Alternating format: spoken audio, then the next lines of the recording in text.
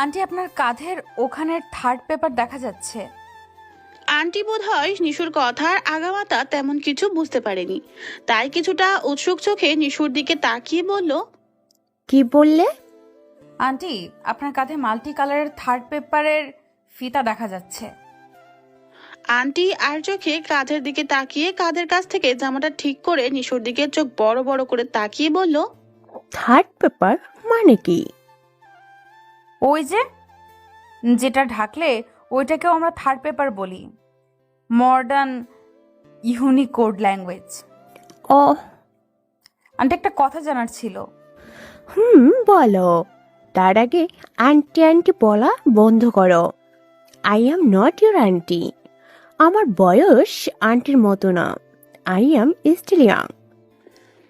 নিশু তীক্ষ্ণ চোখে তার দিকে তাকিয়ে মুখ ভেঙচি কেটে মনে মনে বলল, কপাল ভালো যে আপনাকে দাদি ডাকিনি, বয়স তো আমার দাদির চেয়ে বেশি ছাড়া কম হবে না। আবার কথায় কথায় ইংলিশ মারাচ্ছেন, হ্যাঁ বুড়ি।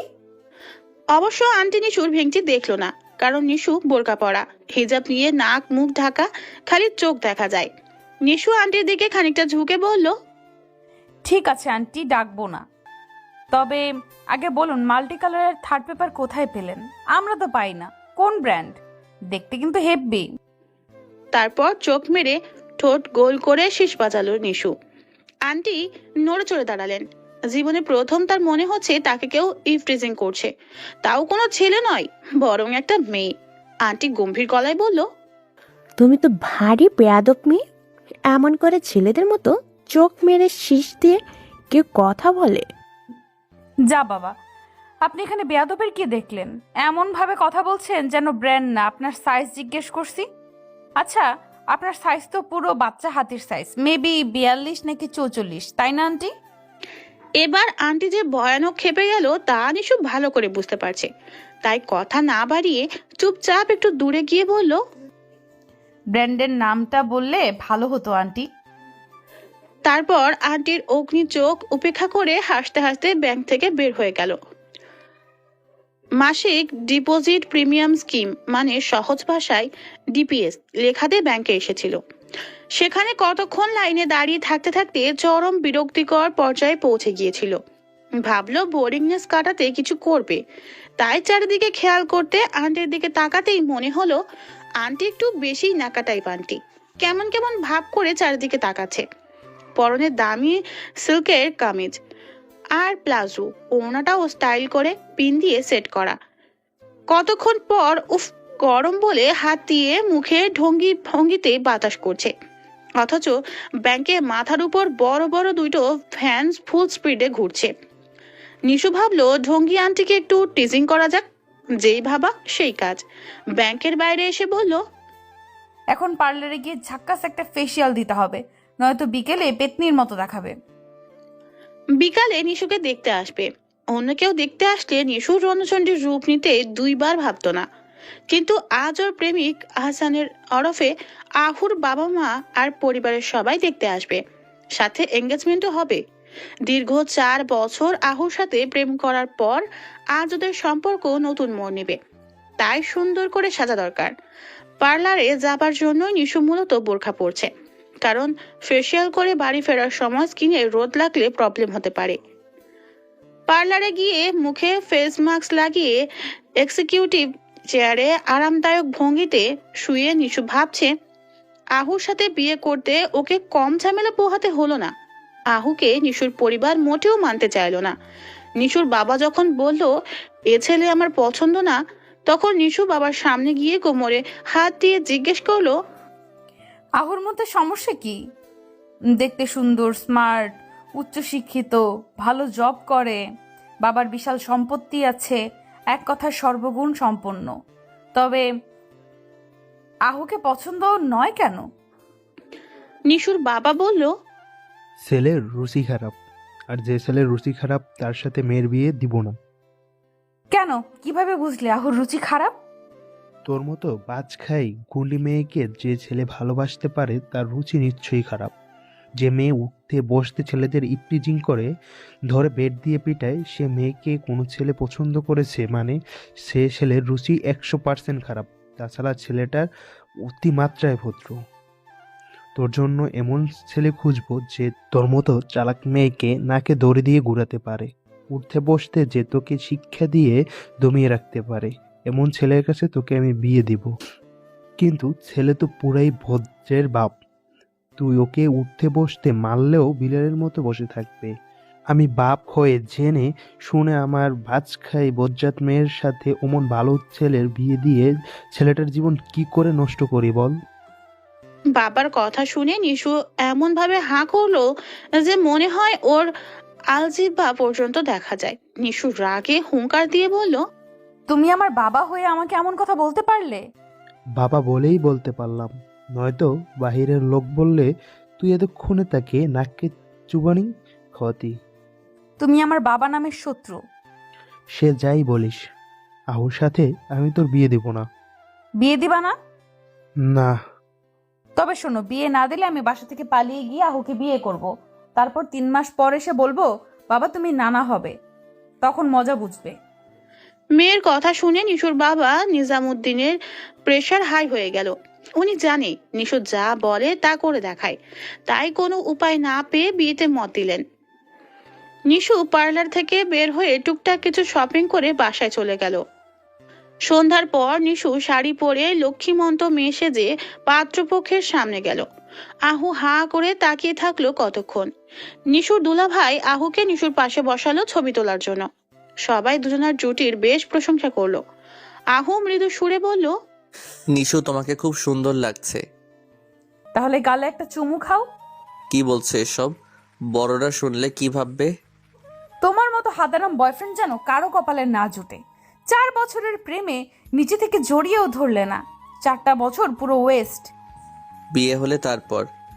নিশু কিছু বলতে নিবে তখন একজন বলল, কি ফুসুর ফুসুর হচ্ছে দুজনের মধ্যে? এমন কারো কথায় নিশু চোখ তুলে তাকিয়ে মুখ হা হয়ে গেল। মনে হচ্ছে চোখ দুটো খুলে বাইরে পড়বে, কারণ যে কথা বলছে সে আর কেউ নয়, ব্যাংকের সেই আন্টি। নিশু মনে মনে বলছে, এই মাল্টি কালার মালটা এখানে কি করছে? আমাকে চিনে ফেললে তো ক্যাচাল হয়ে যাবে। তখন পাশ থেকে নিশুর শাশুড়ি বলল, বৌমা, উনি তোমার ফুফু শাশুড়ি। নিশু ফুফু শাশুড়ি শুনে ভিড়মি খাবার জোগাড় হলো। নিশু খুব নিচু স্বরে বলল, আসসালামু আলাইকুম। আওয়াজটা শুনে চমকে উঠলেন রেশমি ফুফু শাশুড়ি। তীক্ষ্ণ চোখে তাকালো নিশুর দিকে। নিশু মনে মনে দোয়া, ইউনুস, আয়াতুল কুরসি, কালিমা, যত ধরনের দোয়া ও জানে সব পড়তে লাগলো। রেশমি নিশুর কাছে এসে তীক্ষ্ণ চোখে তাকিয়ে বলল, কই দেখি, আমার দিকে তাকাও তো। নিশু ঢোক গিলে তার দিকে তাকালো। রেশমি নিশুর দিকে তাকিয়ে বলল, তোমার সাথে কি আমার আগে কোথাও দেখা হয়েছে? নিশু মনে মনে বলল, মাল্টি কালার মালটা থুকু মানে ফুপুটা আমায় চিনে ফেলেনি তো আবার? আল্লাহ মালুম। নিশু মুখে মেকি হাসির রেখা ফুটিয়ে বলল, জি না ফুফু আম্মা, হ্যাঁ আমি আপনাকে আগে কখনো দেখি নাই। ও, আমার কেন জানি মনে হচ্ছে তোমার চোখ আগে কোথাও দেখেছি। তোমার গলার স্বরটা বেশ চেনা চেনা লাগছে। আচ্ছা, তুমি বোরখা পরো? একদম না, আমার বোরকা পরতে একদম ভালো লাগে না। ও, আজ কি বের হয়েছিলে? জি না ফুফু আম্মা, সারাদিন ঘরে ছিলাম। মা আমাকে দুধের স্বর, হলুদ, নিম পাতা, গোলাপের পাপড়ি বেটে পেস্ট করে সেটা আমার মুখে লাগিয়ে দিয়েছিল। সারাদিন মায়ের সাথেই ছিলাম। বিশ্বাস না হলে বাবা মাকে জিজ্ঞেস করুন। নিশুর মা সুমি বেগম নিশুর কথা শুনে থতমত খেয়ে গেলেন। উনি মনে মনে বলছে, পাজি মেয়েটা নির্ঘাত করে বদমাইশি করেছে, এখন কি সুন্দর করে মিথ্যা বলে আমায় ফাঁসিয়ে দিল। এখন আমাকে ওর জন্য মিথ্যা বলতে হবে। এই মেয়ের জ্বালায় আল্লাহ নির্ঘাত আমাকে নরকে পাঠাবে। আমি তো ওর মতো পানির মতো মিথ্যা বলতে পারি না, তবুও চেষ্টা করতে হবে। মানে বিয়েটা হয়ে গেলে পুরো এলাকা হাফ ছেড়ে বাঁচবে। এ তো মেয়ে না, টাইম বোম, যার ঘড়ি কাটা নষ্ট যখন তখন যেখানে সেখানে ধুমধাম ফেটে যায়। রেশমি নিশুর মায়ের দিকে তাকাতেই সুমি বেগম একটু হেসে বলল, জি বেন সত্যি বলছে, সারাদিন আমার সাথেই ছিল। রেশমি আরো কিছু বলতে গেলে আহুর মা আহিয়া বেগম বলল, কি শুরু করলি রেশমি? প্রশ্ন ব্যাংক খুলে বসলি এখানেও? এখানে পুলিশগিরি করিস না বোন। যা বৌমাকে আশীর্বাদ কর। রাতে আহু নিশুর ফোনে জিজ্ঞেস করলো, নিশু সত্যি করে বলো তো ব্যাপার কি? ফুপি কি তোমাকে চিনে? হ্যাঁ আবার না। মানে? নিশু ব্যাংকের ঘটনা খুলে বলল। আহু শুনে হাঁ হয়ে বলল, সর্বনাশ, টিজিং করার আর লোক পেলে না, তাও রেশমি ফুপুকে। কেন, তোমার ফুফুকে বাঘ না ভাল্লুক? তার চেয়েও বেশি। Why baby? ফুপিকে আমাদের পুরো বংশের লোক ভয় পায়। উনি রাজশাহী জেলার ডেপুটি কমিশনার ছিল। দীর্ঘদিন পুলিশি কাজে দেশ সেবায় নিজেকে বিলিয়ে দিয়েছেন। বিয়ে পর্যন্ত করেনি। জানো ফুপু, তার জীবনে 5টা এনকাউন্টার করছে।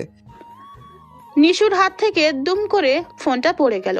ফোনটা তুলে বলল, লা ইলাহা ইল্লা আনতা সুবহানাকা ইন্নী কুনতু মিনাজ জালিমিন।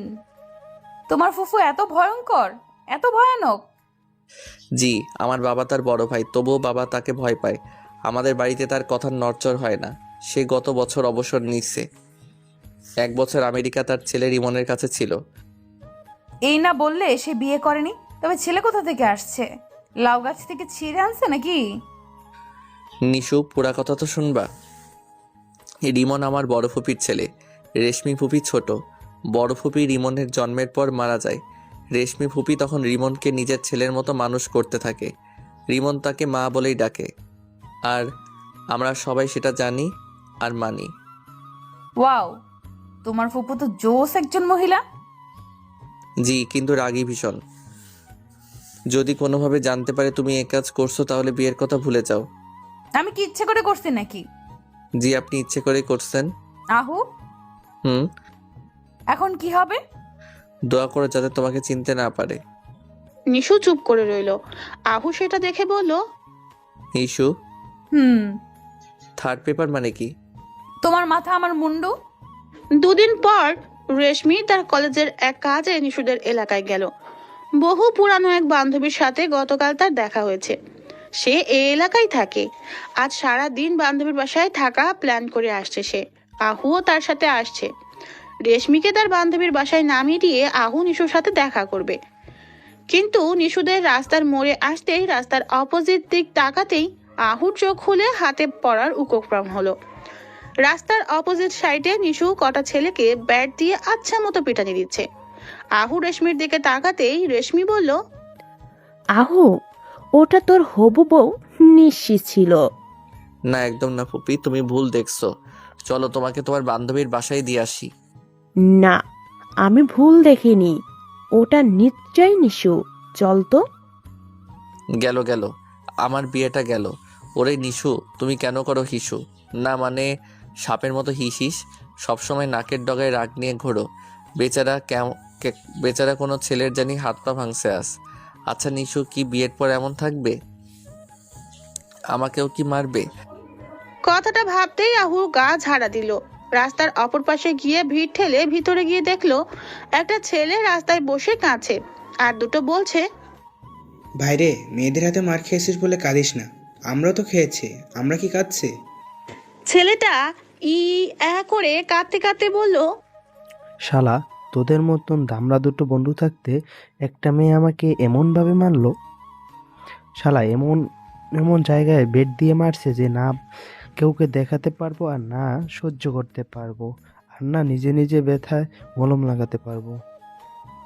ওদের এমন উদ্ভট কথা শুনে পাশের লোকজন মুখ টিপে টিপে হাসছে। রেশমি একজনকে জিজ্ঞেস করলো, ভাই, কি হয়েছে এখানে? আর বলবেন না আপা, এই দিন হারামজাদায় একটা মেয়েকে দেখে শীষ মেরে টিস করছিল।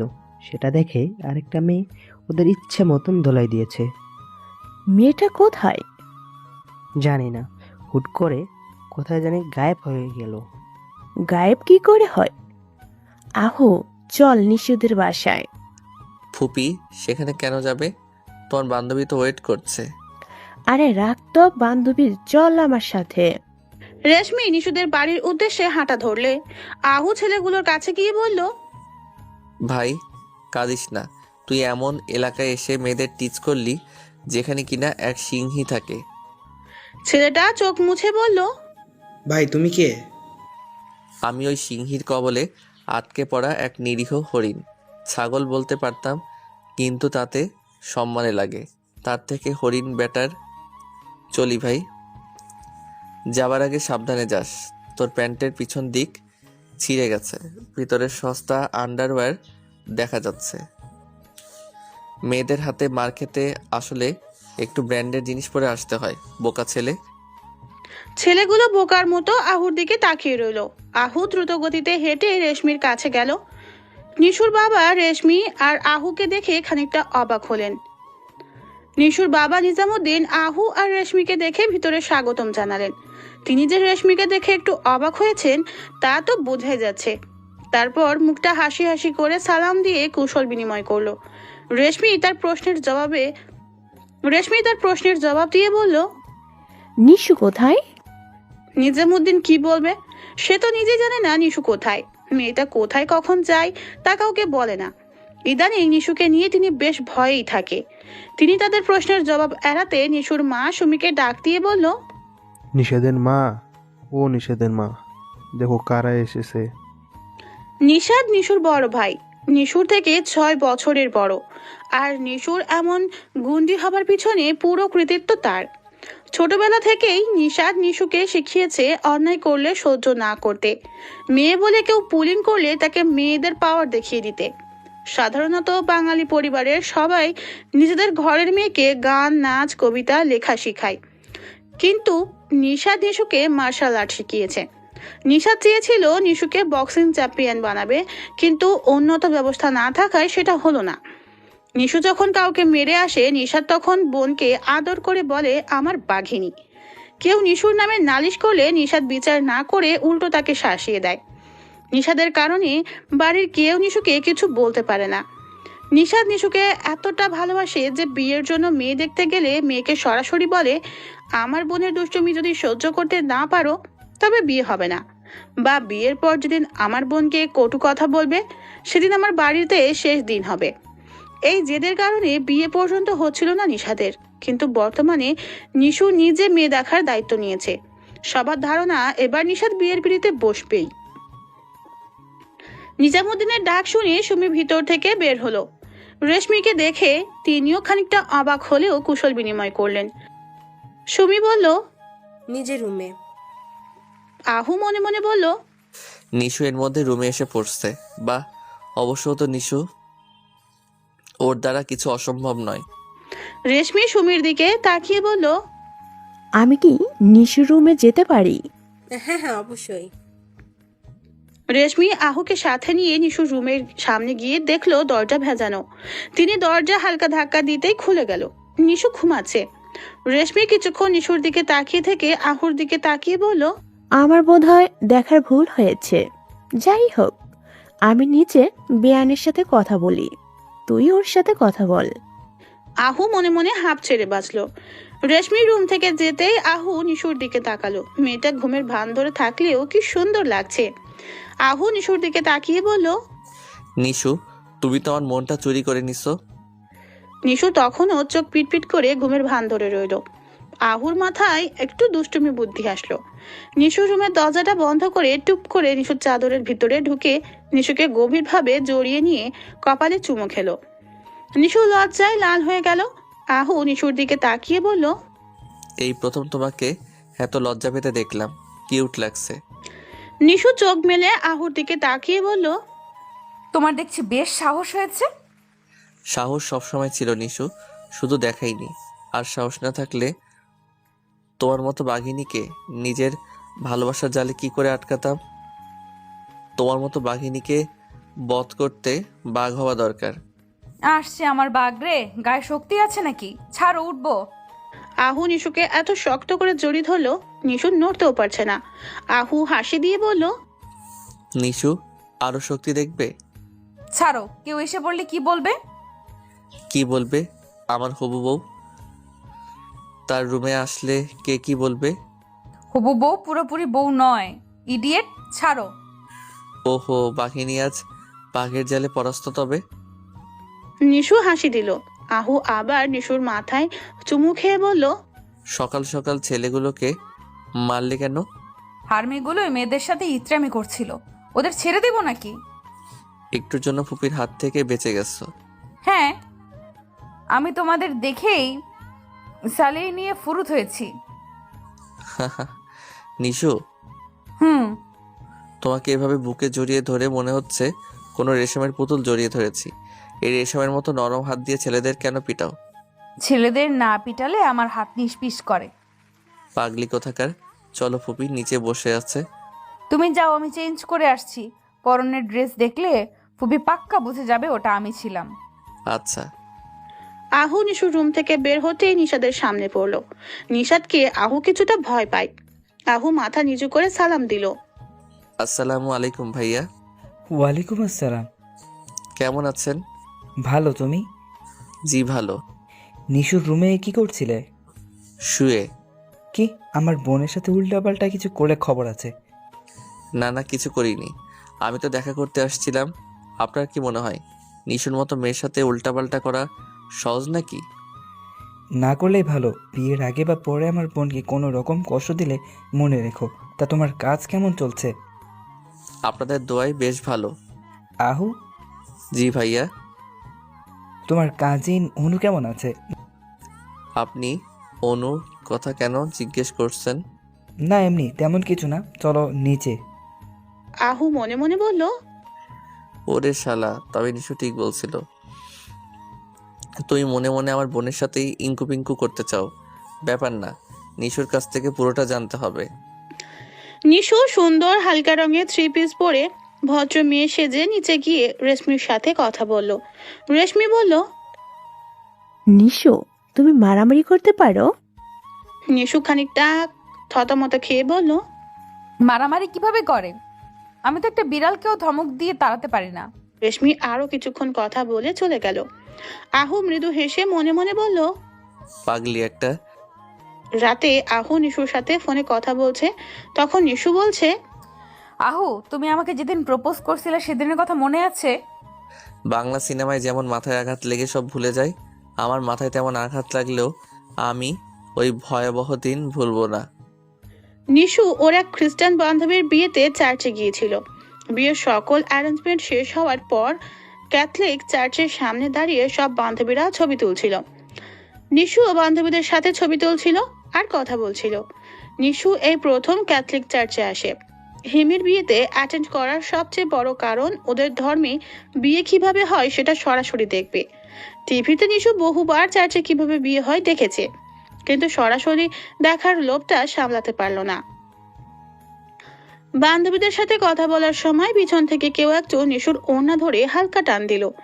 নিশু পিছনে ফিরতেই আহু হাঁটু কেড়ে বসে সাদা রঙের এক গুচ্ছ গোলাপ ফুল নিশুর দিকে বাড়িয়ে বলল, নিশ্চয় আমরা দুজন চার্চের মতো একটা পবিত্র স্থানে দাঁড়িয়ে আছি। আমাদের ধর্মে যেমন মসজিদ পবিত্র, খ্রিস্টান ধর্মে তেমন চার্চ পবিত্র। এই পবিত্র স্থানে দাঁড়িয়ে সত্যি মনে বলছি আমি তোমাকে বিয়ে করতে চাই। খুব ভালোবাসি তোমায়। তুমি চাইলে এখনই তোমার পরিবারের সাথে কথা বলতে পারি। নিশু কিছুক্ষণ আহুর দিকে তাকিয়ে থেকে বলল, কে আপনি? আমাকে কিভাবে চিনেন? আহুর হাত থেকে গোলাপের গুচ্ছটা পড়ে গেল। আহু মুখ ভার করে বলল, তুই সত্যি আমাকে চিনতে পারোনি? জানি না। মাসখানেক আগে তোমার খালামণির বিয়ে আমার ছোট চাচার সাথে হয়েছিল, তখন পরিচয় হলো। তারপর তো 3-4 বার তোমার বাড়িতে গেলাম, আর গত সপ্তাহে তো তোমার সাথে কথাও বলেছিলাম। তুমি ভুলে গেলে? আমি তো কত লোকের সাথেই কথা বলি, সবাইকে কি মনে রাখবো নাকি? ও। আহুর খুব অভিমান হলো। আহু বিড়বিড় করে বলছে, সব লোকের সাথে আমার তুলনা দেয়া কেন লাগবে? সবাই তো তোমাকে ভালোবাসে না, আমি ভালোবাসি। সেদিন তোমার চোখের প্রশংসা করলাম, তাও ভুলে গেলা? তোমার খালামণি আর আমার কাকুর বিয়েতে দুজন কত দুষ্টামি করলাম, তাও ভুলে গেলা? আহু দাঁড়িয়ে নিশুর দিকে তাকিয়ে বলল, দুঃখিত, আমি বুঝতে পারিনি তুমি আমাকে চিনো না। আমি ভেবেছিলাম তুমি আমাকে খুব ভালোভাবে চিনো। সবার সাথে আমাকে মিলাবে ভাবিনি। যাই হোক, দুঃখিত। আহু সেখানে এক মুহূর্তও দাঁড়ালো না, রাগ করে চলে গেল। সেদিন বিকালে আহু কিছু কাজে নিশুদের এলাকায় গিয়েছিল। তখন রাস্তার মোড়ে জটলা বাঁধা দেখে সেখানে গেল। গিয়ে দেখলো নিশু একটা ছেলেকে ভয়ানক পেটাচ্ছে। নিশু সাধারণত জিন্স প্যান্ট আর শার্ট কামিজ পরেই নিশু সাধারণত জিন্স শার্ট আর শার্ট কামিজ পরে প্রায়ই। হয়তো জিন্স পরে মারামারি করতে সুবিধা হয়। ছেলেটা কোনো মতে পালিয়ে তো গেল, কিন্তু যাবার আগে চাকু দিয়ে নিশুর হাতে আঘাত করে গেল। আহু তাড়াতাড়ি নিশুর কাছে গিয়ে পকেট থেকে রুমাল বের করে হাতটা বেঁধে দিল। নিশু আহুর থেকে নিজের হাত ছাড়িয়ে নিতে গেলে বেশি নড়লে তুলে একটা আছাড় দিব। মেয়ে হয়ে ছেলেদের মতো থাকো কেন? ওই মেয়ে সবসময় নাকের ডগায় রাগ নিয়ে ঘোরো কেন? নিজের ভিতর একটু মেয়েলিপনা থাকলে তোমার জাত যাবে না। এই প্রথম বোধ হয় নিশুকে কেউ ধমক দিয়ে কিছু বলল। অন্য কেউ বললে নিশু তাকে দেখিয়ে দিত, কিন্তু এ ছেলেকে কি বলবে? ভালোবাসে যে সে ছেলেটাকে। নিশু মনে মনে বলল, ভাগ্যিস মনের কথা কেউ শুনতে পায় না, নয়তো এ ছেলে শুনে ফেলতো আমি ওকে ভালোবাসি। আহু নিশুকে নিয়ে হসপিটালে গেল। ডক্টররা ভালো করে ড্রেসিং করে দিল। আহু নিশুকে বাসায় নিয়ে এসে সবার সাথে আলাপ করলো। নিশুকে বলল, ডাক্তার বলছে রাতে জ্বর আসতে পারে, ওষুধ খেলে ঠিক হয়ে যাবে। নিশু মাথা নেড়ে শুধু হ্যাঁ বলল। রাত 12টা। নিশু আহুর নাম্বারে ফোন দিবে কি দিবে না ভাবছে। বহু কষ্টে খালামণিকে ভুজুং ভাজুং বুঝিয়ে ম্যানেজ করে আহুর নাম্বার নিয়েছে, কিন্তু এখন ফোন দিতে ভয় করছে। নিশু মনে মনে ভাবলো, আমি নিশু হয়ে ভয় পাচ্ছি তা ওই গাধাটাকে। আজ ওকে চার্চে বসে বোকা বানিয়ে একদম ঠিক করেছি। ইডিয়েটটা এতদিন আমাকে লুকিয়ে লুকিয়ে দেখেছে, অথচ প্রপোজ করার সাহস করেনি। আর আজ প্রপোজ করলো তো করলো, তাও এত এত মানুষের ভিতর চার্চে বসে। এত মানুষের মধ্যে হ্যাঁ কিভাবে বলি? আমার বুঝি লজ্জা করে না? তাছাড়া নিশাদ ভাইয়াকে জিজ্ঞেস না করে হ্যাঁ বলি কি করে? নিশু বিড়বিড় করে আবার বলছে, আমি লজ্জা পেয়েছি এ কথা ওর ঘরের লোক শুনলে নিশ্চিত কিডনি স্ট্রোক মানে কিডনি অ্যাটাক করবে। হার্ট অ্যাটাক বা স্ট্রোক তো কত লোকই করে, কিডনি অ্যাটাক কয়জন করে? নিশু অনেকক্ষণ ভেবে ভেবে ফোনটা হাতে নিয়ে আহুকে কল দিয়েই ফেললো। এত রাতে ঘুম ঘুম চোখে নিশুর নাম্বার দেখে আহুর সব ঘুম উড়ে গেল। ফোন রিসিভ করতেই হ্যালো বলার পর দুজনেই খানিক সময় চুপ রইল। আহুকে চুপ দেখে নিশু আহুকে ধমক দিয়ে বলল, কি হয়েছে কি? বাদুরের মতো চুপ করে আছেন কেন? কথা বলেন না কেন? না মানে তুমি এত রাতে আমাকে ফোন দিছো, ঠিক বিশ্বাস হচ্ছে না। তুমি আমার নাম্বার কোথা থেকে পেলে? খালামণির কাছ থেকে নিয়েছি। আমাকে অসুস্থ রেখে সেই যে গেলেন, কই একবারও তো ফোন দিয়ে খোঁজ নিলেন না। না মানে যদি কিছু মনে করো। এই আপনার ভালোবাসা? কি? আমি আমার বড় ভাইকে আপনার প্রপোজের কথা বলছি। আহু ভয় পেয়ে তুতলাতে তুতলাতে বলল, কি কেন? বারে, ভাইয়াকে না বললে বিয়ে কিভাবে হবে? মানে? ভাইয়া বলছে আমি কেবল অনার্স প্রথম বর্ষে পড়ি, অনার্স শেষ না হলে বিয়ে দিবে না। হ্যাঁ তো? দূর, কলা গাছের বাদুর জানি কোথাকার। সেই থেকে কি কেন হ্যাঁ তো হ্যাঁ করেই যাচ্ছে। গাধার খালাতো ভাই বোঝেও না ভাইয়া আমাদের সম্পর্কে রাজি। আমাদের আবার কিসের সম্পর্ক? তুমি তো আমায় চিনোই না। শালা বাদুর, বেশি কথা পেঁচালে ঠ্যাং ভেঙে কলা গাছে ঝুলিয়ে দেব, তখন মজা বুঝবি। Nishu, mind your language. তোর ল্যাঙ্গুয়েজের গুষ্টি টুট টুট টুট। কতক্ষণ যাবত এটা বোঝাতে চাইছি আই লাভ ইউ টু, কিন্তু সাহেব কথা পেঁচাচ্ছে। বেশি কথা পেঁচালে আমার মাথা হেব্বি গরম হয়ে যায়। মুচকি হেসে আহু বলল, সরি। It's okay. কবে থেকে আমার মতো বাদুরকে ভালোবাসেন? প্রথম থেকেই। তো তখন নাটক কেন করলা? তো কি করব, ভাইয়াকে না বলে আমি কোনো সিদ্ধান্ত নিই না। ও তো এখন কি করব? আচ্ছা আচ্ছা, গাধার পাল্লায় পড়লাম তো। বলি, তোমাকে কি এখন প্রেমও করা শিখাবো? আহু অট্টহাসি দিয়ে বলল, তোমার প্রেম তো মারামারি করা, প্রেম তো আমি তোমায় শিখাবো নিশু। রোজ প্রেমের নতুন নতুন অধ্যায় পড়াবো, শিখাবো, শিখবে? নিশু লজ্জা পেলেও আহুকে বুঝতে দিল না। বুঝতে দিলে নিশু আরো লজ্জা পাবে। সেই থেকে আহুর উপর নিশুর গুন্ডামি শুরু। নিশু চুপচাপ ভদ্র মেয়েদের মতো রেশমির সামনে বসে আছে। রেশমিকে দেখে বোঝা যাচ্ছে সে বেশ রেগে আছে, কিন্তু নিশু রেশমির রাগের কারণ বুঝতে পারছে না। নিশু মনে মনে বলছে, আজ তো কাউকে মারিনি, মানে তিনি আমাকে মারতে দেখেনি, তবে কেন রেগে আছে?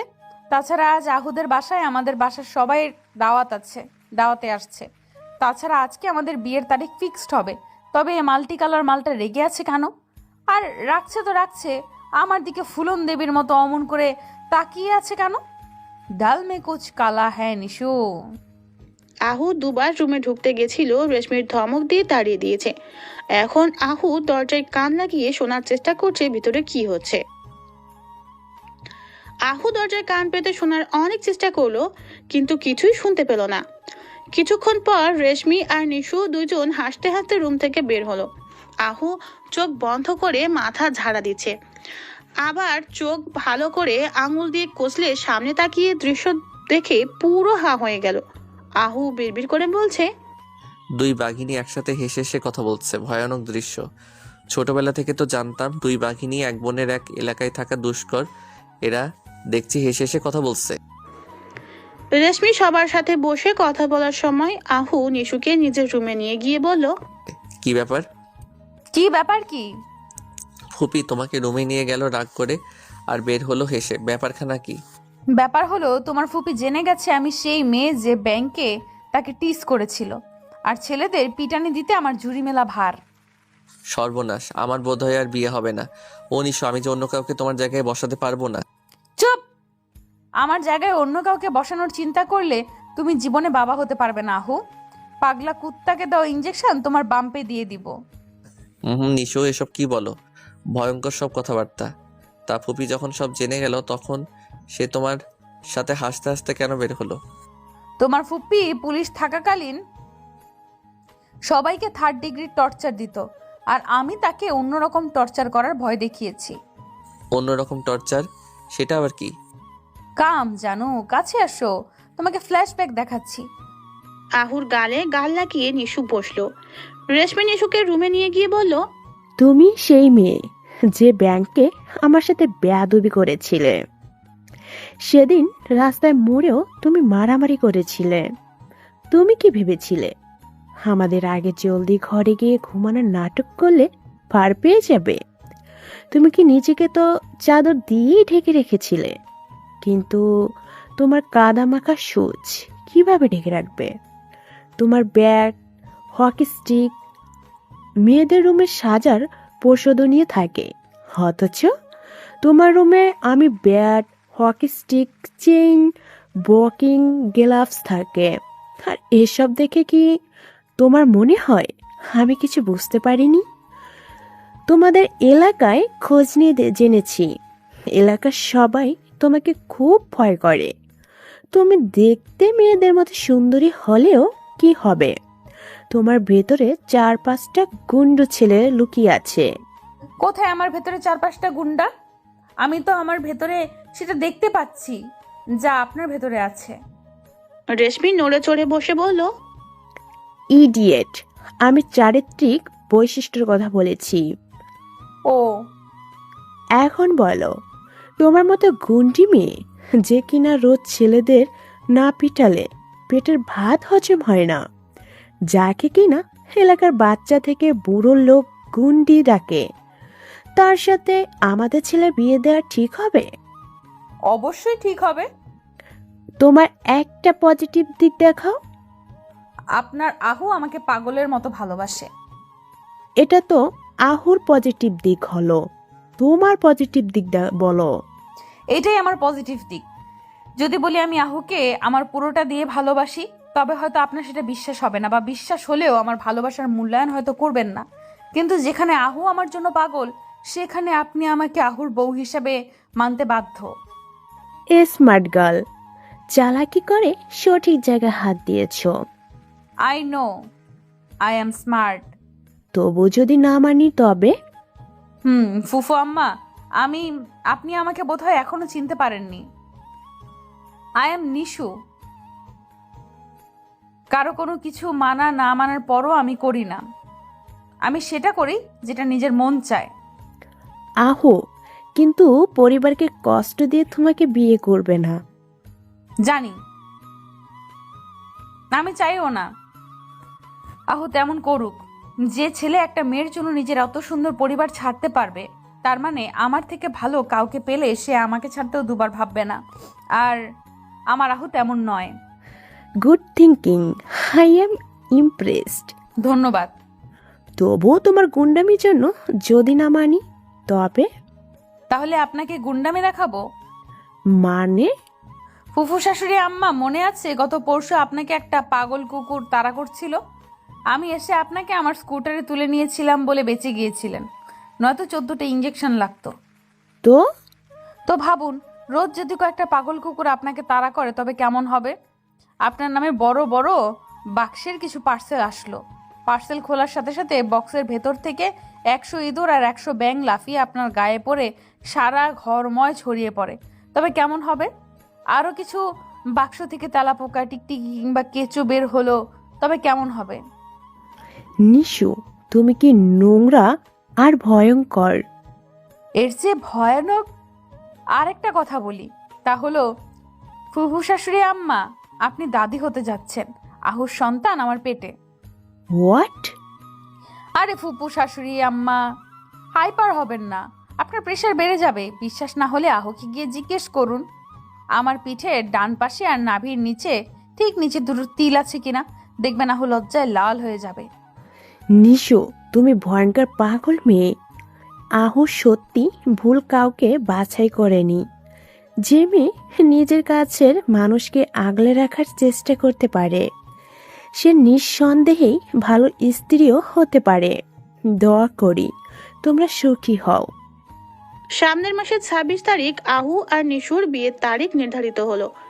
আর তার ঠিক 1 মাস পর অনু আর নিশাদের বিয়ের তারিখ ঠিক হলো। নিশাদ অনুকে অনেক আগে থেকেই পছন্দ করত, কিন্তু বলার সাহস ছিল না। অনুকে ভালো লাগার সবচেয়ে বড় কারণ ছিল অনু নিশুকে নিজের ছোট বোনের মতো স্নেহ করে। যদিও অনু জানতো না নিশাদের বিয়ে নিয়ে এমন উদ্ভট শর্ত আছে, কিন্তু যখন থেকে নিশুর সাথে অনুর পরিচয়, তখন থেকেই নিশুর দুষ্টুমিগুলো অনুর খুব ভালো লাগতো। সে জন্যই অনু নিশুকে খুব ভালোবাসতো। আর সে ভালোবাসা দেখেই নিশাদের মনে অনুর প্রতি ভালো লাগা তৈরি। আর ভালো লাগা ভালোবাসার রূপ নেয়, কিন্তু বলার মতো সাহস নিশাদ বা অনু কেউই করতে পারেনি। যে সমস্যার সমাধান নিশু করে দিয়েছিল। নিশু বুঝতে পারছিল এ অকমার ঢেকি দুটো কোনো কাজে না, তাই বড়দের বলে দুজনার 4 হাত এক করে দিল। বাড়ির পরিবেশে খুব হাসি খুশিময়। হাসি খুশি যেন গরম জিলাপি ভাজার গন্ধের মতো সারা বাড়িতে মোমো করছিল। কিন্তু কথায় আছে, অতি হাসি কান্নার কারণ হয়। গত 5 ঘন্টা যাবৎ আহুর বাড়ি থেকে শুরু করে নিশুদের বাড়ির সবাই হন্যে হয়ে নিশুকে খুঁজছে। সকালে নিশুদের রাস্তার মোড়ে থেকে নাকি কিছু ছেলে নিশুকে কিডন্যাপ করছে। সে থেকে বাড়ির সবাই পাগলের মতো সব জায়গায় নিশুকে খুঁজছে। অনেক খোঁজাখুঁজির পর রেশমির অনেক চেষ্টার পর নিশুর লোকেশন ট্রেস করা গেছে। পুলিশ বাহিনী সহ সবাই সেখানে উপস্থিত হলো। লোকেশন ট্রেস করে জায়গা মতো পৌঁছাতে প্রায় ঘন্টা খানিকের মতো লাগলো। একটা বড় বাংলো বাড়ি। পুলিশ বাড়িটাকে পুরো বাড়িটা চারপাশে আটক করে ভিতরে ঢুকে সামনে দুটো ছেলেকে পেল। তাদের আটক করে জিজ্ঞাসা করলো নিশু কোথায়। তারা পুলিশের ভয়ে বলল দোতলায়। আহু নিশাদ পুলিশের অপেক্ষা না করে আগেই দোতলায় উঠে ঘরগুলো চেক করতে লাগলো। আহু একটা দরজা খুলতেই দেখলো ভিতরে চেয়ারের সাথে নিশু বাঁধা। নিশু দরজা খোলার শব্দে আহুর দিকে এক নজর তাকিয়ে লজ্জায় চোখ নিচু করে মাটির দিকে তাকিয়ে রইল। আহু নিশুর দিকে তাকাতেই দেখলো ব্লাউজটা কাঁধের কাছ থেকে ছেঁড়া, ভিতরে টপস দেখা যাচ্ছে। পরনের শাড়িটা নেই, শুধু ব্লাউজ আর পেটিকোট পরে থাকার কারণে পেট নাভি দেখা যাচ্ছে। গালে চড়ের দাগ, পরপর বেশ কয়েকবার চড় মারলে ঠিক যেমন দাগ বসে তেমন দাগ বসে গেছে গালে। চুলের খোপায় পড়া রজনীগন্ধা আর গোলাপের ফুলের খোপামালার ফুলগুলো ছিঁড়ে এলোমেলো হয়ে গেছে। আহুর কল্পনায় ছিল না ও কোনোদিন নিশুকে এমন ভাবে দেখবে। নিশু সে নিচের দিকে তাকিয়ে আছে। এত শক্ত প্রকৃতির নিশুর আজ নিজেকে মেয়ে বলে পরাজিত মনে হচ্ছে। মাথা নিচু করে নিঃশব্দে চোখের জল ফেলছে। আজ নিশুর চোখের জলের রং দেখতে স্বচ্ছ হলেও ওগুলো চোখের জল নয়, বরং হৃদয় খরিত লাল রক্ত। এত বছর যাবৎ যে সব সময় মেয়েদের সম্মানহানি হবার থেকে তাদের বাঁচিয়েছে, আজ সে নিজেই চরম লাঞ্ছিত হলো। সত্যি আজ নিশুর জন্য বড্ড লজ্জার দিন। অন্যদের যে রক্ষা করতে পারত, সে নিজেকে রক্ষা করতে কি তবে ব্যর্থ হলো? আহু নিশুর কাছে এসে হাত পায়ের বাঁধনগুলো খুলে দিল। নিশু মনে মনে ভেবে রেখেছে আজ থেকে আর আহুর দিকে তাকাবে না। তাকানোর মতো দৃষ্টি নিশু হয়তো হারিয়ে ফেলেছে। আহু নিশুর হাত ধরে বলল, নিশু আমার দিকে তাকাও। নিশু আহুর দিকে না তাকিয়েই বসা অবস্থায় আহুকে জড়িয়ে ধরে বলল, সরি আহু, সরি। তোমার জন্য আজ নিশু থেকে তোমার লক্ষ্মী নিশুর মতো সেজেছিলাম, কিন্তু তোমাকে দেখাতে পারিনি। সরি। আহু নিশুকে জড়িয়ে রইল। কাছে দুজন, কিন্তু শব্দহীন বোবা কান্না ওদের। রক্তক্ষরণ দুজনার মনে হচ্ছে, কিন্তু সেটা অদৃশ্য। বাইরের কেউ তা দেখতে পারবে না। এই রক্তক্ষরণের যন্ত্রণা শুধু এরা দুজনই বুঝতে পারবে, অন্য কেউ নয়। একটু সময়ের মধ্যে নিশাদ, রেশমি, পুলিশ সহ বাকি সবাই রুমে হাজির হলো। নিশাদ নিজের বোনকে এমন অবস্থায় দেখে পাথরের মতো জমে গেল। পৃথিবীতে কোনো ভাইয়ের কাছে এর থেকে বীভৎস দৃশ্য হয়তো আর হতে পারে না। নিজের বোনকে অর্ধনগ্ন দেখার থেকে কষ্ট করা লজ্জাজনক কোনো মুহূর্ত হয়তো কোনো ভাইয়ের কাছে নেই। রেশমি চারপাশটা ভালো করে তাকিয়ে দেখতেই এক কর্নারে নিশুর শাড়িটা দেখতে পেল। তিনি শাড়িটা এনে নিশুর কাছে দাঁড়িয়ে বলল, হো, তোরা সবাই বাইরে দাঁড়া, আমি নিশিকে শাড়িটা পরিয়ে নিয়ে আসছি। আহুর কানে কারো কথা যাচ্ছে না। ও তো নিশুকে নিজের মাঝে আঁকড়ে ধরে রেখেছে। রেশমি আহুর গালে হাত দিয়ে বলল, বাবা, সব ঠিক হয়ে যাবে, চিন্তা করিস না। নিশুর কিডন্যাপ হবার 7 দিন পর। আগের মতো স্বাভাবিক নেই নিশু। সব সময় নিজেকে রুম বন্দি করে রাখে, কারোর সাথে কথা বলে না। যে মেয়ে 2 ঘন্টা ঠিক মতো এক জায়গায় স্থির থাকতো না, সে সারা দিন রুমে বসে থাকে। নিজের ভাই থেকে শুরু করে কারোর সাথে কথা বলে না। নিশাদের নিজেকে প্রচন্ড অপরাধী মনে হয়। নিজের বোনকে রক্ষা না করতে পারা ভাইয়ের জন্য সবচেয়ে বড় ব্যর্থতা। আহু রোজ দেখা আহু রোজ দেখা করতে এসে ফিরে যায়। রোজ নিশুদের বাড়িতে এসে নিশুর রুমের দরজার কাছে ঘন্টার পর ঘন্টা বসে থাকে। নিশু দরজার অপর পাশে বসে থাকে। আহু কথা বলে নিশু শোনে, কিন্তু উত্তর দেয় না নিশু। চুপ করে শোনে আর নীরব কান্না করে। আহু দরজার ওপাশে কান পেতে থাকা নিশুর অস্বস্তি আহু দরজার ওপাশে কান পেতে থাকা নিশুর অস্তিত্ব অনুভব করে। আজও আহু নিশুর রুমের দরজার কাছে বসে রয়েছে। নিশু ঠিক দরজার অপর পাশে, দরজার সাথে কান লাগিয়ে শুনছে আহু কি বলে। আহু দরজার কাছে গিয়ে বলল, নিশু, আজ তো একটু কথা বলো। গত 7 দিনে তুমি আমার সাথে একটু কথা বলোনি। আজ একটু বলো প্লিজ। তোমার কণ্ঠ না শুনে শান্তি পাচ্ছি না।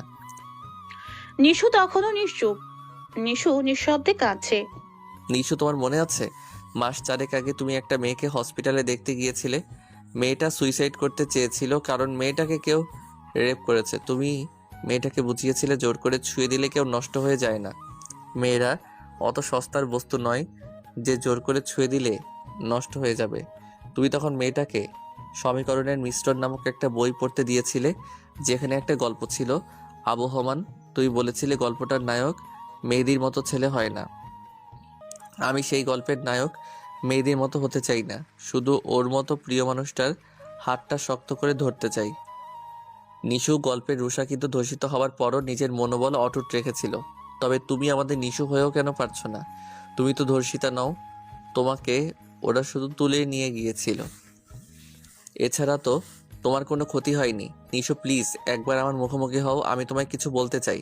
নিশু দরজা খুলে আহুর পাশে বসে বলল, আমার সাথে ওরা ঠিক কি কি করছে শুনবে তুমি? আসো, ভেতরে আসো। এলাকার সবার মতে নিশুর ধর্ষণ হয়েছে, কিন্তু যেটা পুরোপুরি ঠিক না। নিশুর ধর্ষণ হয়নি, শুধু অপহরণ করা হয়েছিল।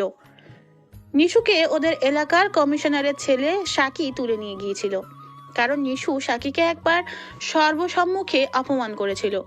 নিশু সেদিন সাকিকে অপমান করে ভুল কিছু করেনি। সাকি সেদিন একটা মেয়ের সাথে খুব নোংরামি করছিল, আর নিশু সেটার প্রতিবাদ করেছিল মাত্র। সেই রাগটা মেটাতেই সাকি নিশুকে কিডন্যাপ করেছিল, কিন্তু ওরা নিশুর সাথে তেমন কিছুই করতে পারেনি।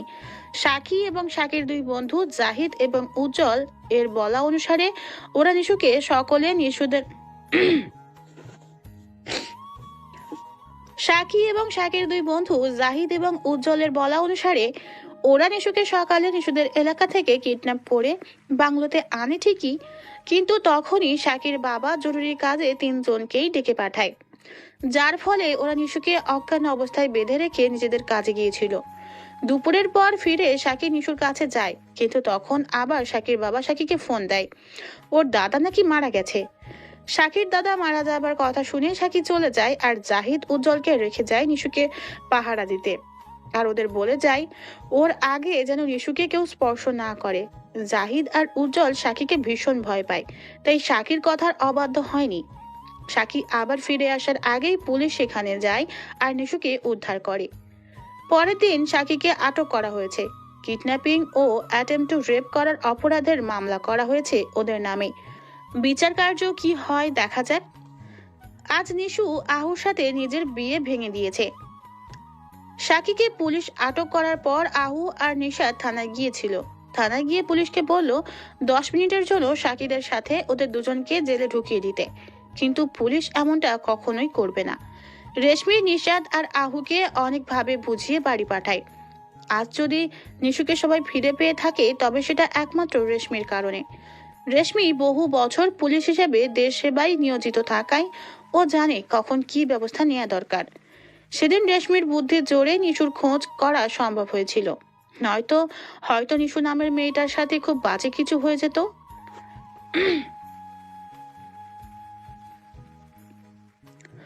নিশুর রুম থেকে বের হয়ে আহু চুপচাপ নিজের বাড়ি চলে গেল। কারো সাথে কোনো রকমের কথা বলল না, এমনকি যাবার পর দুদিন নিশুর সাথে কোনো কথা বলল না। নিশু আহুর বাবাকে ফোন দিয়ে বিয়েটা ভেঙে দিল। তিনি কারণ জানতে চাইলে নিশু কিছুই বলল না। নিশু বিয়ে ভেঙে দিয়েছে শুনেও আহু চুপ ছিল। নিশুর বাড়ির লোক নিশুকে বোঝাচ্ছিল, কিন্তু নিশুর এক কথা, ও কাউকে বিয়ে করবে না। আজ সকালে নিশুর সাথে দেখা করতে অনু আসলো। প্রথমে নিশাতের রুমে গেল। সেখানে গিয়ে দেখলো নিশাত আনমনে বাইরের দিকে তাকিয়ে আছে। হাতের জ্বলন্ত সিগারেটটা নিজে নিজেই জ্বলতে জ্বলতে আঙুল ছুঁয়ে দিচ্ছে, কিন্তু নিশাদের নিজের আঙুলের জ্বালা পোড়ায় কোনো ভ্রুক্ষেপ নেই। অনু নিশাদের হাত থেকে সিগারেটটা ফেলে পাশে থাকা গ্লাসে নিশাদের আঙুলটা চুবিয়ে বলল, খেয়াল কোথায় তোমার? আঙুল যে পুড়িয়ে ছাই করে দিচ্ছ। মনের জ্বালানির কাছে এই জ্বালানি কিছুই না। একটা দীর্ঘ শ্বাস ফেলে অনু নিশাদের কাঁধে হাত দিয়ে বিছানায় বসালো। ড্রেসিং টেবিলের দয়ার থেকে অ্যান্টিবায়োটিক অয়েন্টমেন্ট নিশাদের আঙুলে লাগাতে লাগাতে বলল, হাত পোড়ালে বুঝি মন পোড়ানোর কষ্ট কমবে? যদি কমে? নিজেকে কষ্ট দিলে কখনো মনের কষ্ট কমে না। তবে কি করবো অনু? আমার ছোট্ট বোনটাকে ওভাবে দেখে আমার কেমন লাগছে তা তোমাকে বোঝাতে পারবো না। নিশু, তোমার না একার না, আমারও বোন। নিশাদ বসা অবস্থায় অনুর কোমর জড়িয়ে ধরে ওকে শক্ত করে জড়িয়ে ধরে চোখ বন্ধ করে বলল, আমি কিছু বুঝতে পারছি না অনু, আমার নিশুকে আমি এভাবে দেখতে পাচ্ছি না। সব ঠিক হয়ে যাবে, তুমি চিন্তা করো না। আমাদের নিশু আবার আগের মতো হয়ে যাবে। বেশ কিছুক্ষণ অনু এভাবে নিশাদকে জড়িয়ে রাখলো। নিশাদ অনুকে জড়িয়ে ধরা অবস্থায় বলল, বেশ খানিক সময় অনু নিশুকে বুঝালো ওসব ঘটনা ভুলে যেতে, এভাবে নির্জীব না হয়ে আগের নিশু হয়ে যেতে। নিশু শুধু অনুর কথার প্রত্যুত্তরে হু হা জবাব দিল। অনু নিশুকে বিভিন্ন ভেঙে পড়া মানুষ যারা কিনা ঘুরে দাঁড়িয়েছে তাদের কথা শোনাচ্ছিল, আর বলছিল তারা যদি ঘুরে দাঁড়াতে পারে তবে নিশু কেন পারবে না। নিশু তাচ্ছিল্য হাসি দিয়ে বলল, অনু আপু, আমরা সবসময় অপরকে উপদেশ দিই, তাদের বড় বড় মহান ব্যক্তিদের বাণী শোনাই। বিভিন্ন মানুষ যারা কিনা ভেঙে পড়ে উঠে দাঁড়িয়েছে তাদের বাণী শোনাই, কিন্তু অনু আপু, ওসব বাণী বই পুস্তকে ঘাটে, বাস্তব জীবনে নয়। নয়তো ওইসব বাণী অপরকে শোনানো খুব সহজ, কিন্তু নিজের বেলায় প্রয়োগ করা খুব কঠিন। এখন তো আমার সেই সব মেয়েদের কথা মনে করে হাসি পাচ্ছে যাদের কিনা এক সময় আমি বড় বড় কথা বলে ঘুরে দাঁড়াতে বলতাম। তাদের অবস্থা দেখে তখন কষ্ট হতো, কিন্তু তাদের ভেতরের ঝড় বোঝার মতো সামর্থ্য আমার ছিল না। কিন্তু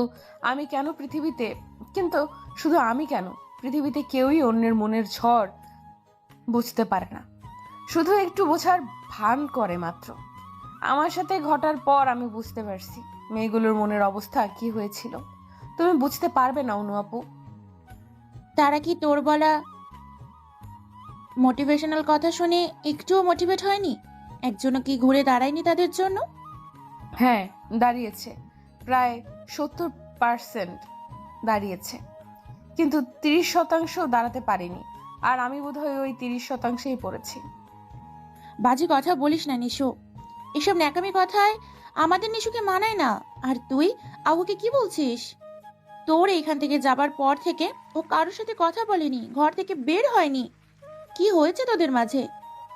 ওকে, সত্যিটা বলে দিয়েছি। কি সত্যি? এই যে আমার রেপ হয়নি, তবে রেপের থেকে কম কিছুও হয়নি। মানে? মানে রেপ বলতে তোমরা বোঝো ভার্জিনিটি চলে যাওয়া।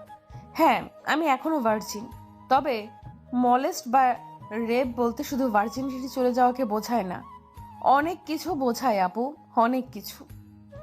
মানে? সাকে সেদিন আমার শরীর স্পর্শ করেছে, নোংরা নোংরা কথা বলেছে, আমার ঠোঁটেও নোংরা ঠোঁট ছুঁয়েছে। বিশ্বাস করো আপু, তারপর থেকে নিচের শরীরটাকে ঘৃণা লাগে। মনে হয় শরীরের যেখানে যেখানে ও স্পর্শ করেছে সেখানটা কেটে ফেলি, কিন্তু পারি না। মানসিকভাবেও প্রতি সেকেন্ডে টর্চার করছে আমায়। ওর বিচ্ছিরি হাসি, নোংরা কথা, অশ্লীল স্পর্শ সব প্রতিনিয়ত আমার মনে মাথায় ঘুরছে, আর প্রতিনিয়ত নিজেকে ধর্ষিতার মতো লাগছে।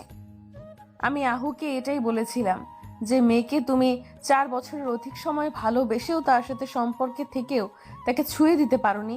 সে মেয়ে সারা শরীর একটা কুকুর ছুঁয়ে দিয়েছে। পারবে তুমি তেমন মেয়েকে নিয়ে সারা জীবন সংসার করতে? তার সাথে সারা জীবন কাটাতে গিয়ে এটাকে মনে হবে না তোমার আগে তাকে অন্য কেউ তাকে ছুঁয়েছে? তো আহু কি বলছে? কোনো কথা বলেনি, কতক্ষণ আমার দিকে তাকিয়ে থেকে চলে গেছে। আপু প্লিজ এসব কথা বলো না, ভালো লাগছে না। তুমি যাও ভাইয়ার সাথে গল্প করো, আমার ঘুম পাচ্ছে, ঘুমাবো। অনু আর কোনো কথা বলল না, চুপচাপ রুম থেকে বের হয়ে গেল। অনু বের হওয়া মাত্রই নিশাদ অনুকে বলল, কি হলো? কিছু বলেছে ও? হুম। কি? নিশাত, ওকে কিছুদিন সময় দেওয়া দরকার। একটা ভয়ানক ঝড় গেছে মেয়েটার উপর, সেটা থেকে ওকে আগে নিজেকে গুছিয়ে উঠতে দাও, আগে নিজেকে বুঝতে দাও। কিন্তু অনু এভাবে একা একা রুম বন্ধ করে থাকা কোনো সলিউশন নয়। হুম, তা জানি, তবে ওকে কোনো মোটিভেশনাল বানিয়ে দিয়ে লাভ হবে না, কারণ নিজেই মোটিভেশন দেওয়ার রানী। তবে কি করব? চলো নিশু, স্টাইলে কিছু করি। মানে? নিশু বলে না, মানুষকে শিক্ষা হোক বা মোটিভেশন দুটোই তাকে দিয়ে দেওয়াই হোক যাকে সে ভয় পায়। নিশু কাকে ভয় পায়? উল্টো পুরো এলাকা আত্মীয় স্বজন ওকে জমের মতো ভয় পায়। নিশু একমাত্র রেশমি আন্টিকেই ভয় পায়। দেখা যাক সে কি করতে পারে। সে কি রাজি হবে? আলবাত হবে। রেশমি বসে আছে নিশুর ঠিক সামনে। একটা বড় পার্কের মাঠের মধ্যখানে মুখোমুখি বসে আছে দুজন। রেশমির হাতে বড় একটা ডান্ডা। রেশমি ডান্ডাটা নাড়াতে নাড়াতে বলল, অন ডিউটি থাকাকালীন বহু আসামিকে ডান্ডা মেরে ঠান্ডা করেছি, আর তোমার মতো পুচকু মেয়েকে পারবো না, যে মেয়ে কিনা আমাকে ব্যাং, টিকটিকি, ইঁদুরের ভয় দেখিয়েছিল, ব্যাংকে বসে 3rd floor পেপার বুঝিয়েছিল। তোমার নামে তো ইফটিচিং কেস করা দরকার। মেয়ে হয়ে মেয়েদেরই টিচ করো কেন? ছেলেরা কি দোষ করেছে জানো? তোমার বয়সে আমি কত ছেলেকে টিচ করেছি। নিশু চোখ বড় বড় করে রেশমির দিকে তাকালো। রেশমি বলল, ওভাবে তাকিও না, সত্যি সত্যি টিচ করেছি। শুনবে কি কি করেছি? কলেজে যাবার পথে এলাকার ছেলেদের গায়ে বেলুনে পানি ভরে তা ছুঁড়ে মারতাম, সাইকেলের হাওয়া বের করে দিতাম, বেশি দেরি করলে চাকাসহ খুলে নিয়ে আসতাম। একবার নদীর পাড়ে ঘুরতে গেলাম, দেখলাম আমাদের কলেজের কিছু ছেলে জামা কাপড় খুলে আধ ন্যাংটা হয়ে গোসল করছে। ব্যাস ওদের কাপড় চুরি করে এনে পুরাতন কাপড় দোকানে 3 ভাগে 1 ভাগ দামে বিক্রি করে দিয়েছিলাম। আন্টি আপনি তো আমার থেকে বড় পাজি ছিলেন। জানো তোমার মধ্যে সবচেয়ে কোন গুণটা বেশি ভালো লাগে আমার? কোনটা? তুমি নিজের স্বকীয়তা বজায় রাখো, নিজ সত্তায় স্থির থাকতে জানো, কিন্তু বর্তমানে তুমি নিজ সত্তা হারাতে বসছো। আন্টি আমার এখন সব কিছু বিষাদময় লাগে। সামান্য একটা ঘটনায় এমন হলে তাহলে আমার মতো যন্ত্রণা পেলে কেমনে করতে?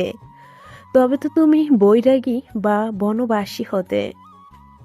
আপনার মতো যন্ত্রণা মানে? আন্টি, আপনার সাথে কি আমার মতো কোনো ঘটনা ঘটেছিল? এমন নয়, তবে মানসিক পেশার আন্টি, আমাকে বলা যাবে? এক শর্তে। কি? এ ঘটনা তুমি আমি ছাড়া তৃতীয় কেউ জানবে না, এমনকি আহুও না। জানো আমি বিয়ে কেন করিনি? হ্যাঁ, দেশ সেবা করবেন বলে। তেমন কিছু না। আমার সাথে বহু মহিলার আছে যারা সংসার সামলেও চাকরি করেছে, দেশ সেবা করছে। তবে বিয়ে কেন করেননি? জায়গা খেয়েছিলাম। কি? হ্যাঁ, একজনকে ভালোবাসতাম, তাকে পাইনি বলে বিয়ের কথা আর চিন্তাও করিনি। কেন জানি মনে হতো তার স্থান অন্য কাউকে দিতে পারবো না, সম্ভব নয়। কে এসে? রিমনের বাবা।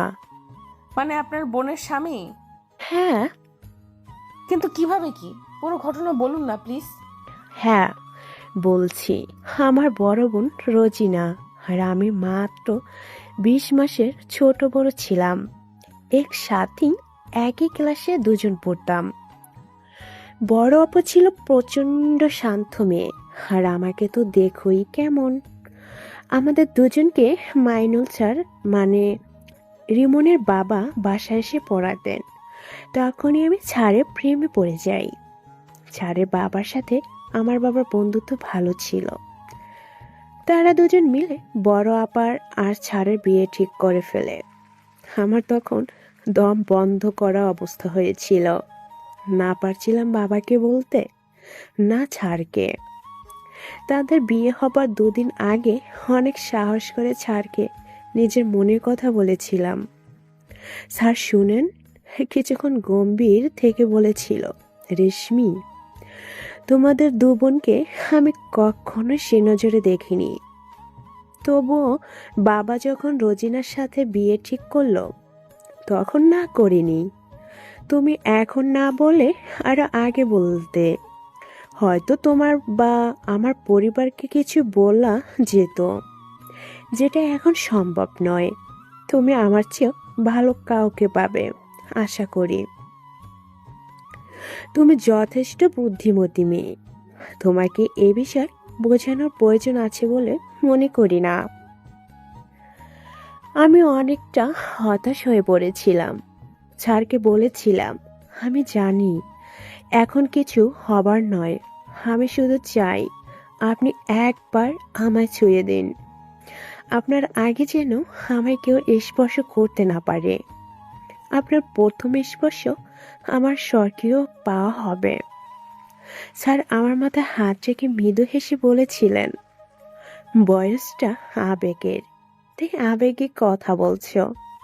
যখন আবেগটা কেটে যাবে তখন এই স্পর্শ অভিশাপ মনে হবে। যাও, বাড়ি যাও। আমি স্যারের কথা শুনিনি। ঝড়ের গতিতে স্যারকে জড়িয়ে ধরে ঠুকরে কেঁদেছিলাম। স্বার্থপরের মতো বলেছিলাম, চলুন দূরে কোথাও পালিয়ে যাই, যেখানে আমাদের কেউ জানবে না। স্যার সেদিন আমার মাথায় চুমু এঁকে বলেছিল, ছুঁয়ে দিলাম তোমায়, এর বেশি স্পর্শ করা আমার পক্ষে সম্ভব নয়। আমি আমার পরিবারের সম্মান নিয়ে খেলতে পারবো না। স্যার সেদিন চলে গেলেন, আমি শুধু কেঁদেছিলাম।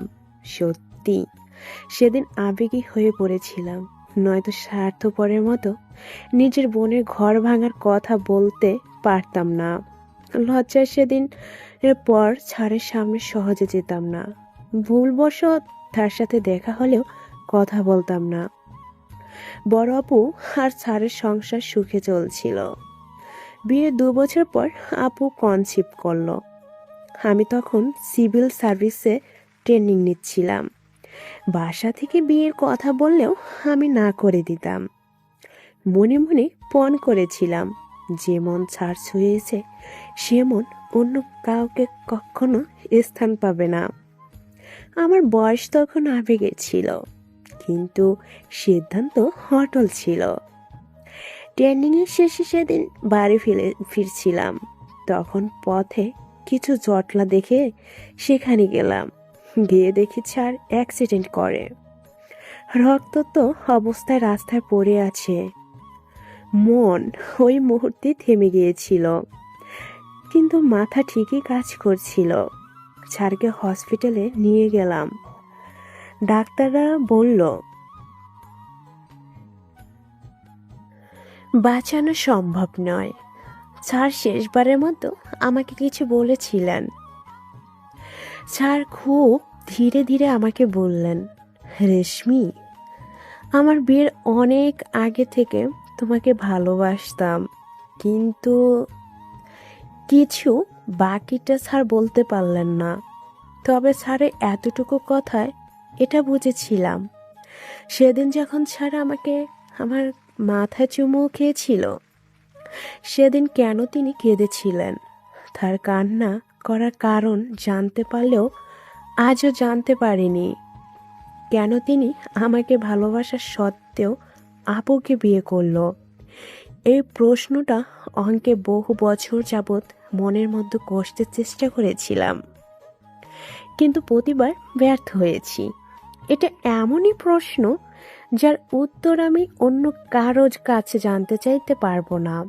প্রত্যেকের জীবনে কিছু কিছু উত্তরহীন প্রশ্ন থাকে। আমার জীবনের এ প্রশ্ন উত্তরটাও পাওয়া সম্ভব নয়, কারণ প্রশ্নটা যা সে তো নেই, আর প্রশ্নটাই এমন যা অন্য কারো কাছে আমি জিজ্ঞেস করতেও পারবো না। তাই প্রশ্নটাকে প্রশ্ন হিসাবেই রাখলাম। এতগুলো বছর কি মানসিক যন্ত্রণা আর একাকিত্বে কাটিয়েছি তা কেবল আমি জানি। বন্ধুরা বলতো বিয়ে করে নে, কিন্তু আমি তো এমনই পণ করেছিলাম বিয়ে করব না। আর স্যার মৃত্যুর আগে যা বলল তাতে বিয়ে করার প্রশ্নই ওঠে না। স্যারের মৃত্যুর শোক আপু নিতে পারল না। রিমন জন্মের সময় মৃত্যু হলো তার। ভেবেছিলাম কোনো একদিন প্রশ্নটা করব, কিন্তু তার হলো না। আপু স্যার দুজনেই চলে গেলেন, আমার জন্য রেখে গেলেন প্রশ্ন। তবে তারা দুজনে আমাকে বেঁচে থাকার নতুন জ্যোতি দিয়ে গেলেন, আমার রিমনকে। আমার পরিবার বিয়ের জন্য কম চেষ্টা করেননি, কিন্তু রিমনের দিকে তাকালে মনে হতো ও আপুর নয়, আমার সন্তান।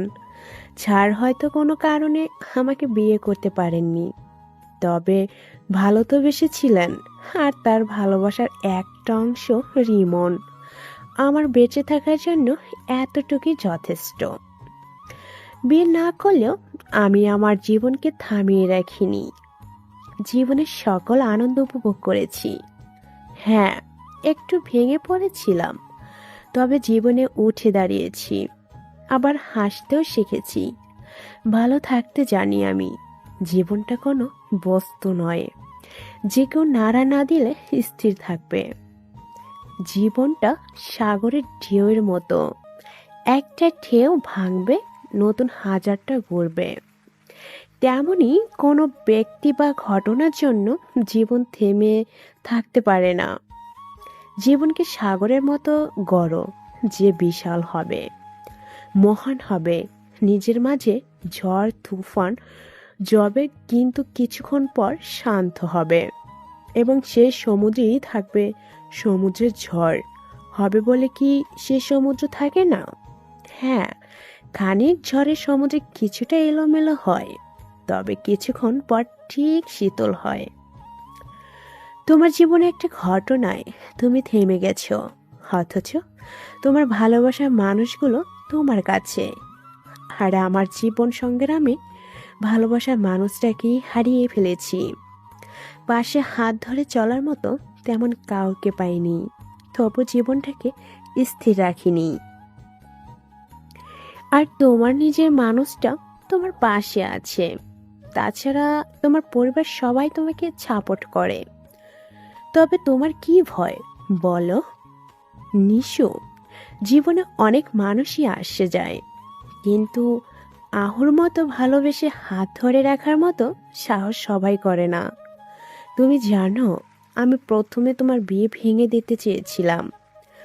প্রথম দিন তোমাকে দেখেই বুঝেছিলাম তুমি সেই ব্যাংকের মেয়েটা। রাগ ছিল তোমার উপর খুব।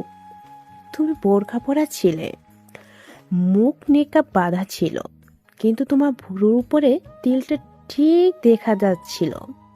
তাই তো তোমাকে দেখেই চিনে ফেলছিলাম। বাড়ি গিয়ে আহুকে বললাম এ মেয়েকে বিয়ে করার কোনো প্রয়োজন নেই। আহু আমায় বলেছিল তোমাকে কয়দিন দেখে যেন সিদ্ধান্ত নেই। তোমার প্রতি ওর ভরসা অটল। তারপর তোমাকে দেখলাম, জানলাম, বুঝলাম তুমি ঠিক আমার অতীত। আমিও তোমার মতো চঞ্চল ছিলাম। তোমার ভিতর যেন নিজের ছায়াকে দেখলাম, যে হাসতে হাসতে, ভাঙতে গড়তে, ভালোবাসতে সব জানে। তবে হ্যাঁ, তুমি যেমন পানির মতো মিথ্যা বলো, আমি তেমন পারি না।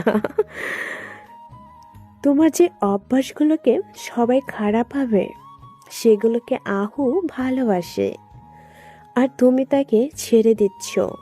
নিশু, জীবনের পথে তোমার অভ্যাসগুলোকে খারাপ বলার লোকেরা অভাব হয় না, কিন্তু সে অভ্যাসগুলোকে ভালোবেসে কেউ তোমাকে ভালোবাসতে চায়, তার মানে সে সত্যি তোমাকে চায়।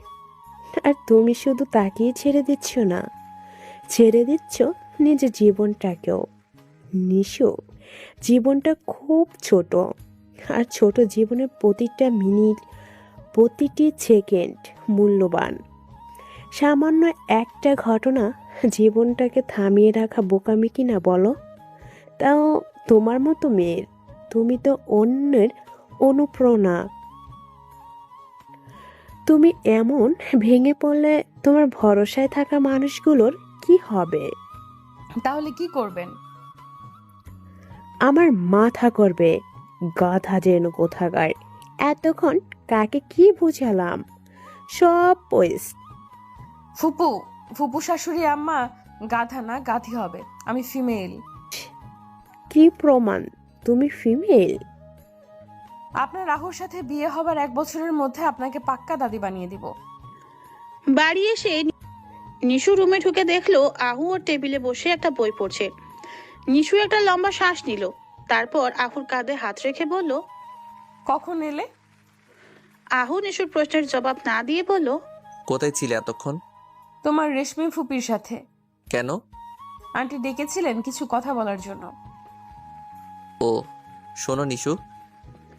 আহু নিশুকে পুরোপুরিভাবে নিজের মাঝে আবদ্ধ করলো। প্রথমে নিশু একটু চকিত হলেও পরক্ষণে নিজেও মিশে গেল আহুর মাঝে। দুজনার হৃদযন্ত্রের গতি বোধহয় আগের থেকে 1000 গুণ বেড়ে গেছে। বেড়ে গেছে অস্থিরতা, ভালোবাসাহীনতা পাচ্ছে মধুরতা। আহু বেশ খানিক সময় বাদে নিশুর মুখ নিজের 2 হাতের মধ্যে নিয়ে বলল, সেদিন কি বললে অন্য একজন তোমায় নোংরাভাবে স্পর্শ করছে? আমি তোমায় মেনে নিতে পারবো কিনা?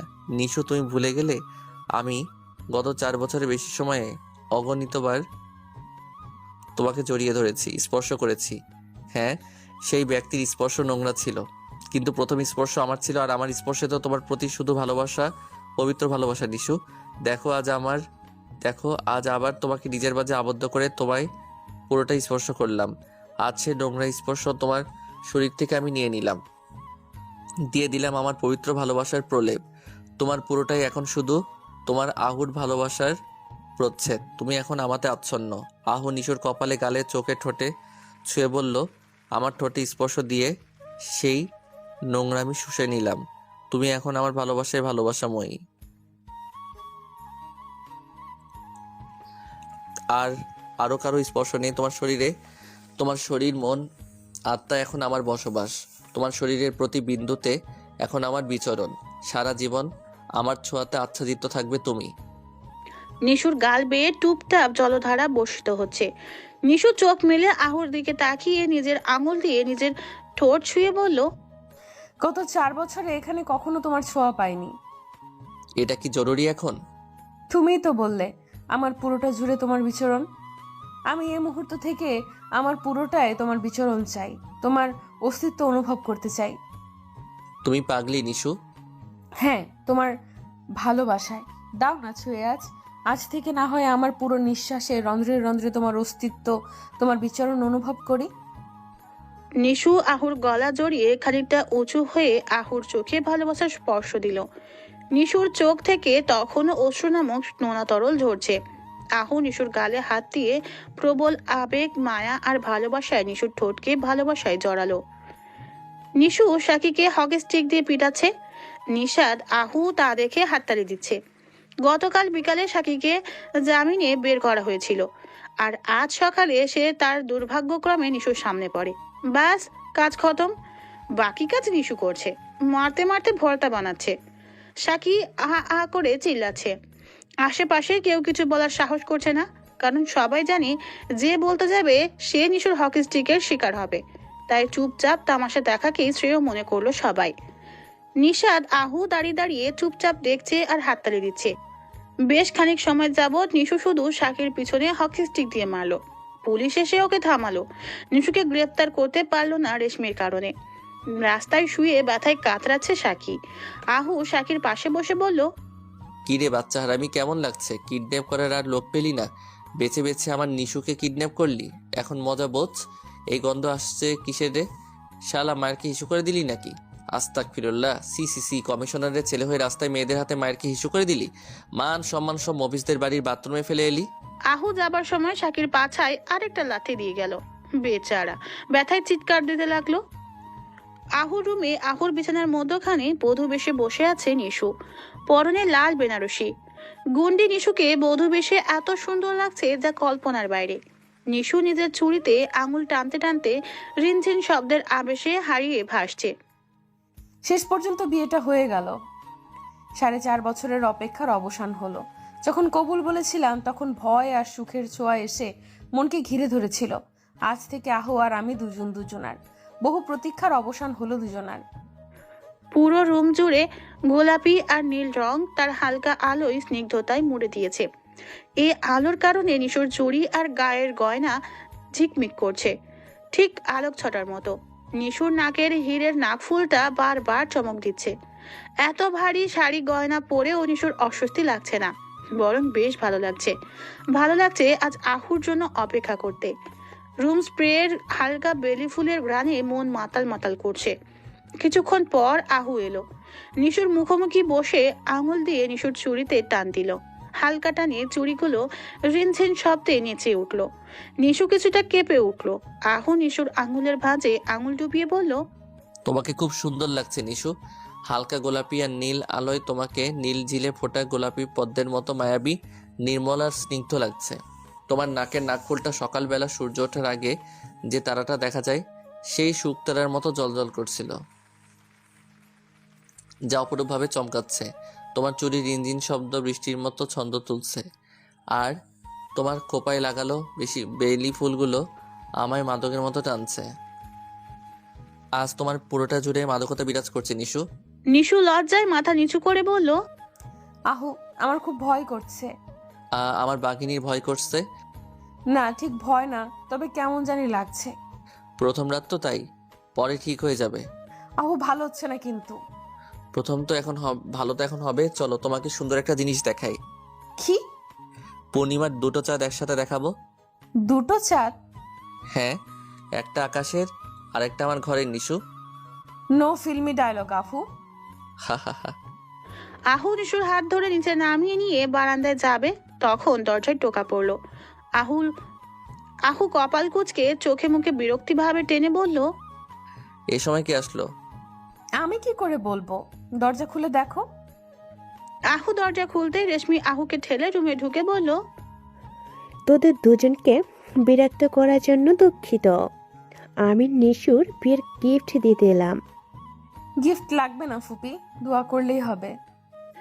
রেশমি হাসি দিয়ে নিশুর হাতে র্যাপিং পেপার দিয়ে সাজানো পরিপাটি সুন্দর একটা বক্স তুলে দিয়ে বলল, হ্যাপি ম্যারিড লাইফ। নিশু বক্সটা হাতে নিয়ে বলল, ধন্যবাদ ফুপি। ওয়েলকাম টু আওয়ার ফ্যামিলি বৌমা। আজ থেকে রোজ তোমার সাথে বউ শাশুড়ি খেলবো। আর আগে গিফটটা খুলে দেখো। আহু, তুই অন্যদিকে তাকা। আহু অন্যদিকে তাকানোর পর নিশু বক্স খুলে 880 ভোল্টেজের ঝটকা খেলো। চোখ বড় বড় করে রেশমির দিকে তাকিয়ে বলল, এগুলো কি aunty? Multi colour third paper বৌমা। কেন, তুমি না ব্র্যান্ড জানতে চেয়েছিলে? তাই পুরো সেট কিনে নিলাম। সাইজ মিলে নিও। তুমি তো আবার আমার মতো মোটো না, বরং পাটকাঠি। নিশু হাসবে না কাঁদবে ভেবে পাচ্ছে না। বিয়ের দিন শাশুড়ি তার ছেলের বউকে এমন উপহার দিতে পারে বলে নিশুর ধারণা ছিল না। নিশু ঠোঁট বাঁকিয়ে বলল, আপনি এখনো আমাদের ফার্স্ট মিটিং মনে রাখবেন? ওটা ভোলা কি এত সহজ বৌমা? আচ্ছা শোনো, বিয়ের সময় তোমাদের বাসায় একটা মেয়ে দেখলাম, চেহারা হুবহু তোমার মতো। নীল চোখ মেয়েটার, সে কে? আগে তো দেখিনি। ও ইস্যু, আমার বড় কাকার ছোট মেয়ে। এতদিন ভারতের দার্জিলিংয়ে পড়াশোনা করত। আমার বিয়ে উপলক্ষে আসছে। মেয়েটা দেখতে খুব মিষ্টি, লক্ষ্মী, শান্ত। ভাবছি রিমনের সাথে বেশ মানাবে। তোমার বোনকে। তুমি কি বলো? তোমার পরিবারের সাথে কথা বলবো। হ্যাঁ হ্যাঁ, অবশ্যই বলুন। আচ্ছা, তবে তোমাদের বউ ভাতের পর কথা বলবো। এখন তোমাদের সময়, enjoy baby. Best of luck সংসার জীবনের জন্য। আর তার সাথে আমার মতো ফুফু শাশুড়ির সাথে সারা জীবন কাটাবে বলে স্বাগতম। রেশমি যেতে নিশু মাথায় হাত দিয়ে বলল, হাই রে গিফট, হাই রে মাল্টি কালার মাল, থুকু ফুপু। আহু কাছে এসে বলল, কি গিফট দিল ফুপি? নিশু জল দিয়ে বক্সটা পিছনে লুকিয়ে বলল, কিছু না কিছু না। আচব, লজ্জা পাচ্ছ কেন দেখি? খবরদার, একদম হাত দেবে না। ওকে কিন্তু বাঘিনীকে রাস্তার বরের কাছে বন্দি করবই। আসছে আমার বাঘ রে।